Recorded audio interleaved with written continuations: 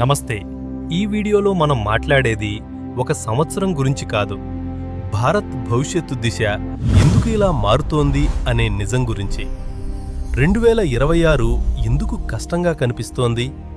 July తర్వాత ఎందుకు అభివృద్ధి మొదలవుతోంది? 2032 ఎందుకు గోల్డెన్ పీరియడ్గా కనిపిస్తోంది? ఇవన్నీ ఇప్పుడు గ్రహగతుల ఆధారంగా చూద్దాం. 1947 ఆగస్టు 15 రాత్రి 12 గంటలు. ఇది సాధారణ సమయం కాదు, ఇది భారత్ జాతకానికి బేస్. ఈ జాతకంలో కర్కాటక లగ్నం, చంద్రుడు లగ్నాధిపతి.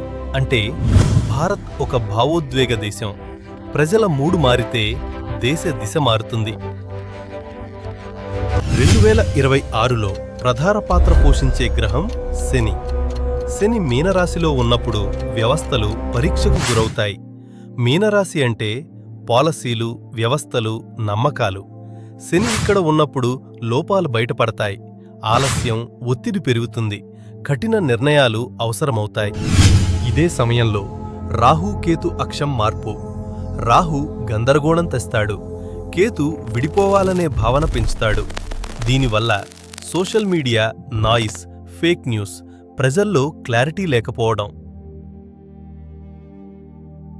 జూలై 2026 తర్వాత గురు ప్రభావం బలపడుతుంది. గురు అంటే జ్ఞానం, దిశ, రక్షణ. గురు లగ్నాన్ని, చంద్రుణ్ణి రక్షించగానే నిర్ణయాల్లో స్పష్టత, అభివృద్ధి, దిశ, అంతర్జాతీయ గౌరవం పెరుగుతుంది. శని, రాహు ప్రభావం ఉన్నప్పుడు ప్రపంచం భద్రత కోరుతుంది.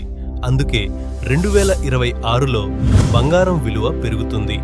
ఇది లాభం కోసం కాదు, రక్షణ కోసం. 1941లో శని మేషరాశిలో ఉన్నాడు. మేషం అంటే యుద్ధం, చర్య. అందుకే యుద్ధం జరిగింది. ఇప్పుడు శని మీనంలో. మీనరాశి అంటే అంతర్గత పతనం, ఒత్తిడి. కాబట్టి ఇప్పుడు యుద్ధం కాదు, స్ట్రాటజిక్ ప్రెషర్. 2032కు వచ్చేసరికి శని కర్మిక్ సైకిల్ పూర్తవుతుంది. గురుబలంగా ఉంటుంది. భారత్ జాతకానికి సంపూర్ణ మద్దతు. అందుకే economy peak, technology leadership, global policy maker పాత్ర. ఇది గోల్డెన్ పీరియడ్. 2026 భయపడాల్సిన సంవత్సరం కాదు, ఇది శుద్ధి చేసే సంవత్సరం. భవిష్యత్తు కోసం భారత్ సిద్ధమవుతోంది.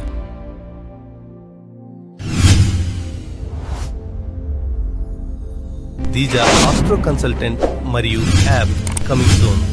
Trusted, logical, fear free astrology.